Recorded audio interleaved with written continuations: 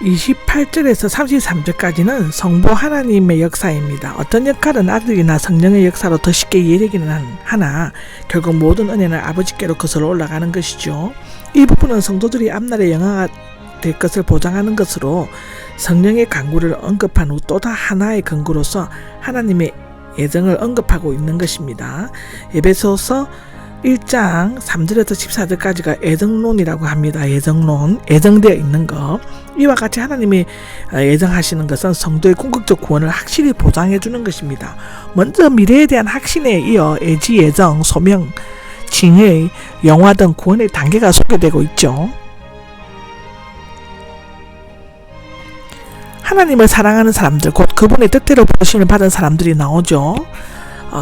첫 번째는 성도가 하나님을 대하는 태도입니다. 부자는 하나님께서 성도를 대하는 태도인 것이고, 이 구절은 성도가 하나님을 사랑했기 때문에 그 보상으로 부르심을 받았다는 의미는 아니고, 왜냐하면 성도가 부르심을 받은 것은 전적으로 하나님의 주권적인 은혜에서 비롯되며 인간의 행위에 대한 보상으로 이루어진 것은 아니기 때문이죠.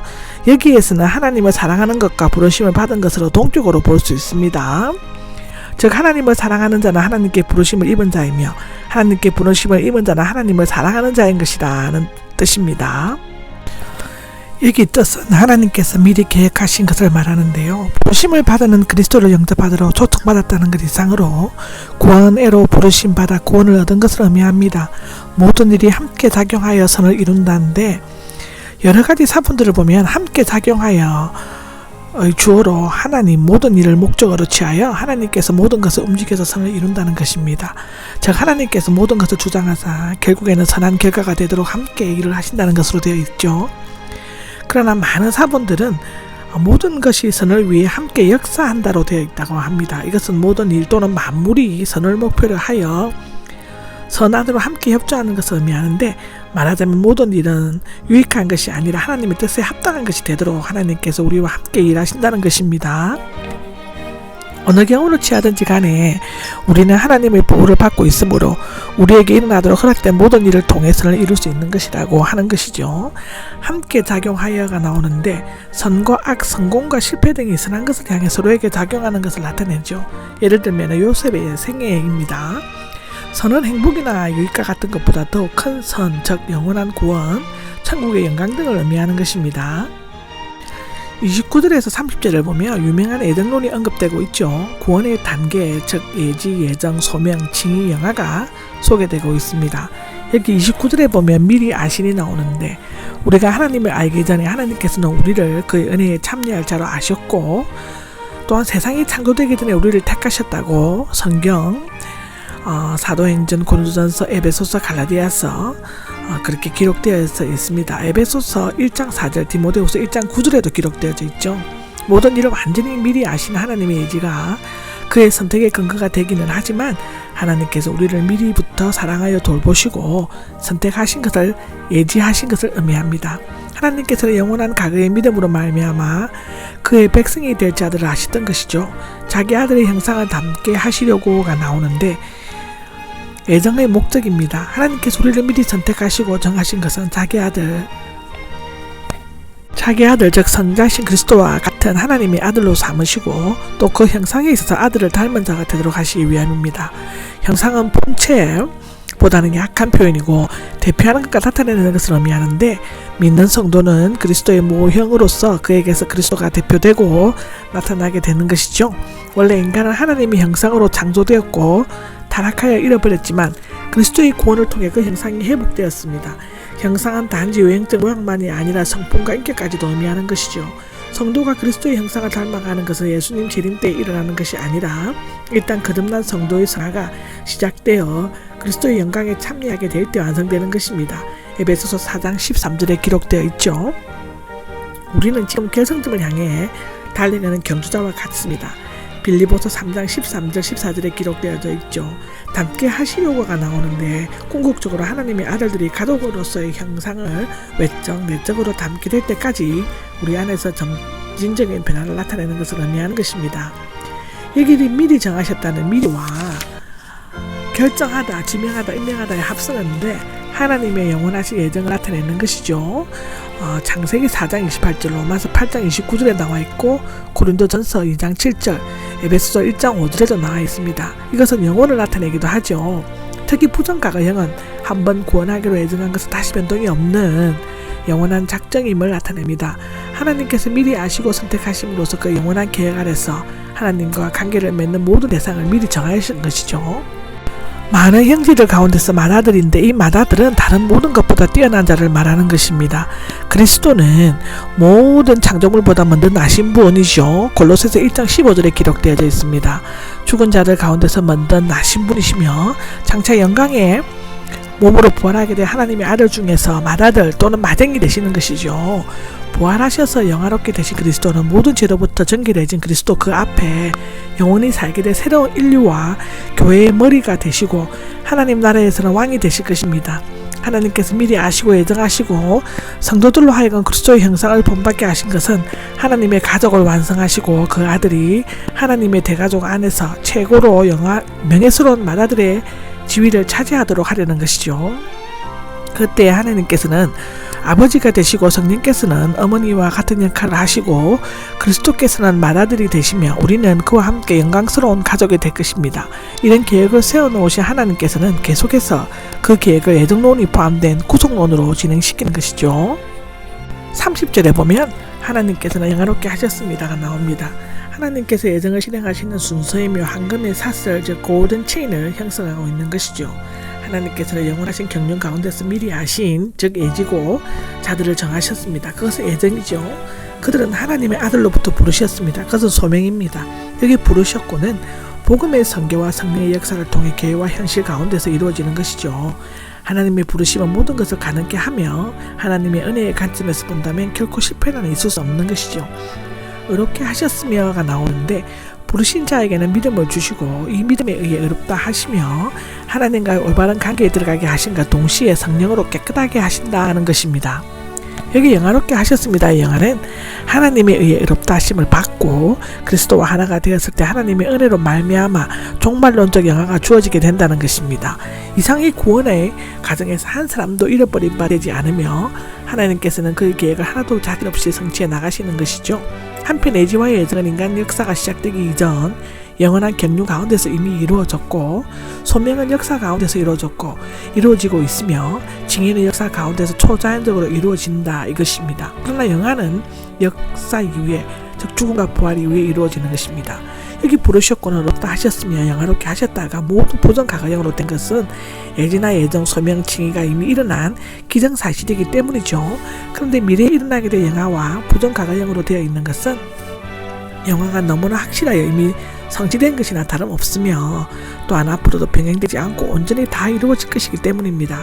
하나님의 계획과 구속의 역사는 시간을 초월하여 수행될 것이며 우리는 본질적으로 이미 영광을 받은 자임을 알아야 하고 믿어야 하고 그렇게 행동해야 합니다. 31절에서 39절까지는 하나님의 사랑과 최후 승리의 확신인 것입니다. 이 부분에 성경 중에서 보석 반지로 불리우는 로마서 중에서 한가운데 박힌 다이아몬드 장이라고 할 수 있다고 합니다.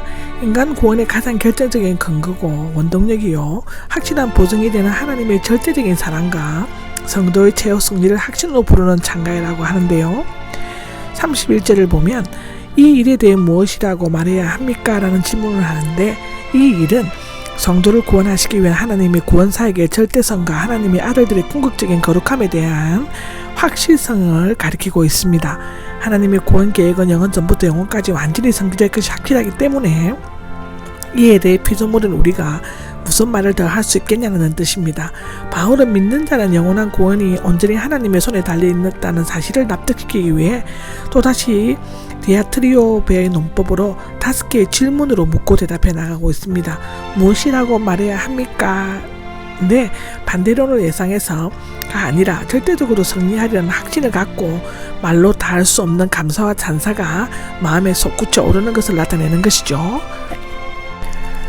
첫 번째 질문을 합니다. 만약 하나님께서 대적하시겠습니까? 우리를 위하신다면은 우리 편이시면서 라는 뜻인데 법정의 모습을 상상케 한과 동시에 하나님의 계획에 대한 절대적 확신을 나타내고 있습니다. 세상의 창조자이시오 구원의 원천이신 하나님께서 우리를 택하시고 부르시고 의롭다 하시고 도와주시니 누가 우리를 대적할 수 있겠느냐는 것입니다. 사탄 마귀를 비롯한 온갖 악한 세력들 우리를 대적하려고 해도 전능하신 우리 주 목소리 한번 바라시면 천하의 창금이 다 설 데가 없게 되는 것이죠. 그러나 만약에 하나님이 우리를 대적하시면 그 누구도 우리를 위하여 일할 수 없으니 우리는 결탄코 그 같은 진노 가운데 처해서는 안 된다는 것입니다. 두 번째 질문은 자기 아들을 은혜로 거둬주지 않으시겠습니까? 라는 질문입니다. 하나님께서 동생자 예수님을 희생 제물로 내어주신 것은 아브라함이 자기 아들 이삭을 하나님께 제물로 바치려 했던 사건과 비슷합니다. 차이가 있다면 하나님께서는 아브라함에게 이삭을 대신하여 수양을 바치라고 지시하셨지만 하나님 자신은 아들을 희생 제물로 내어주셨다는 것입니다. 하나님의 선택과 부르심에 의한 구원은 그리스도의 십자가를 통한 하나님의 사랑으로 현실적으로 나타나고 있죠. 아끼시지 않으시고는 어떤 것에 집착해서 그것을 희생하려 하지 않으려는 것을 의미하는데 내어주신 하나님의 심판을 표현하는 말로서 내어 버려 주셨다입니다. 아들은 아끼지 않으시고 모든 것을 내어주신 것으로 각각 사용하고 있죠. 하나님께서는 우리를 위해 아들도 주저함없이 심판 아래 내어주셨습니다. 하나님께 있어서 하나밖에 없는 외아들을 인간의 죄 때문에 십자가에 못 박게 하는 것은 실로 참을 수 없는 고통이었을 것입니다. 예수님께서 나의 하나님 왜 나를 버리셨습니까? 라고 부르짖었을 때 하나님은 잠시 그에게 얼굴을 돌리셨다. 여기에 하나님의 절대적인 사랑이 있는 것입니다. 여기 모든 사람은 온 인류가 아니라 하나님의 사랑으로 선택되어 예정된 자들을 가리킵니다. 인류 가운데서는 하나님의 공의 때문에 내버려 두기로 예정되었던 사람도 있었기 때문이죠. 모든 것은 구원에 필요한 것입니다. 성도가 영화롭게 될 때 그리스도와 함께 피조물들을 다스리면서 누리게 될 모든 것을 의미한다고 볼 수 있는데요. 하나님께서는 아들을 아낌없이 내어주시기까지 사랑하시기 때문에 아들과 함께 모든 것을 은혜로 주신 것입니다. 세 번째 질문은 누가 하나님께 고발하겠습니까? 라는 질문입니다. 이 고발하겠습니까는 법정 용어인 것이죠. 법정 소송에서 고발자로 나오는 것이고 고소하다의 미래형으로서 고발자인 마귀가 의의 재판장이신 하나님 앞에서 고발하는 하늘의 심판법정을 나타내는 것인데 의롭다 하시는 분은 하나님께서는 성도를 택하시고 의롭다 하셨다. 때로 양심이나 율법 또는 사탄이나 제약이나 더러움 등에 대해 택하신 자들을 고발하셨겠지만 그 고발건들은 즉시 기각될 것이다. 왜냐하면 의의 재판장이신 하나님은 예수 그리스도를 믿는 믿음으로 보고 고발당한 자를 의롭다 선언하기 때문이다 라고 기록되어 있습니다. 네 번째 질문이 나오는데 누가 정죄하겠습니까? 근데 아무도 우리에게 유죄 판결을 내릴 수가 없으며 우리의 구원은 여전히 확실하다는 것입니다. 구원의 확실성은 세 번 보정되죠. 첫째는 하나님의 크신 사랑과 그 사랑의 선물에 대해서 언급하는 것이고 두 번째는 하나님의 선택과 징의에 대해서 말하는 것이고 세 번째는 성자이신 그리스도 예수의 중보를 말하는 것이죠. 34절에 나옵니다.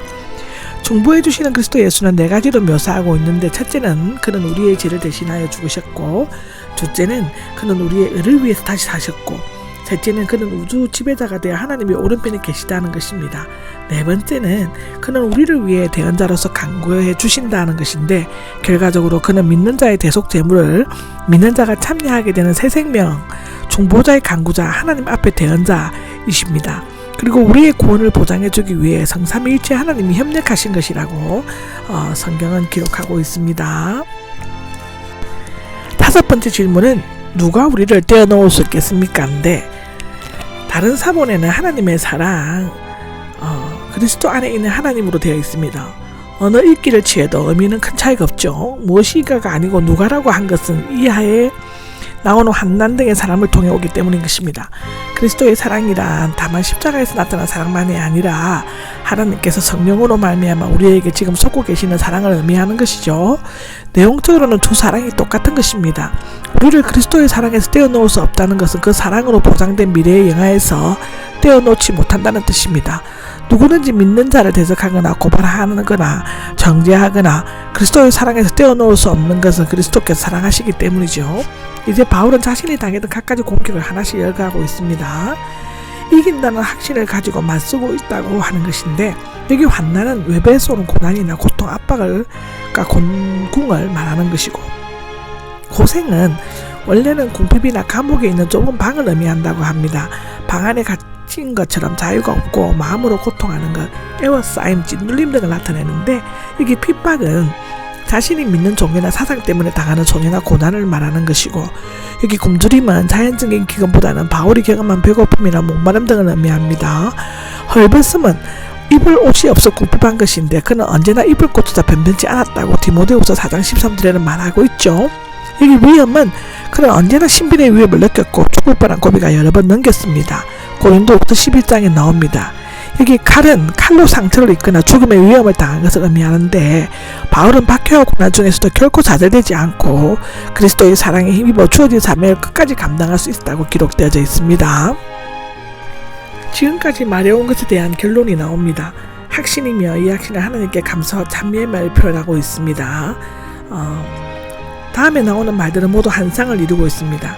첫째, 죽음이나 생명이고, 둘째는 영적 세계의 천사나 권세자들이고, 셋째는 시간인데 현재나 장래일이고, 넷째는 영적인 세력의 상 능력에서 나오는 것이고, 높음이나 가품입니다. 다섯 번째는 높음이나 가품, 여섯 번째는 피조의 세계 사항들, 다른 어떤 피조물 앞에 언급된 9가지 사항들은 하나님의 손으로 창조된 모든 피조물을 언급하지만 그 외에 알려지지 않은 모든 것을 가리키는 것이죠.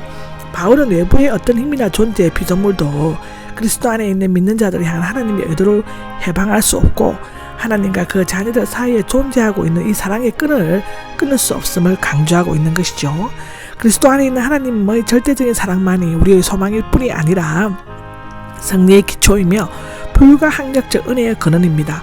하나님을 의지하고 순종하는 자녀는 그리스도 안에서 절대적으로 안전한 것이죠. 이것은 성도의 구원을 확신하는 점청 수사법인 것입니다. 이것으로서 로마서 8장이 끝이 납니다.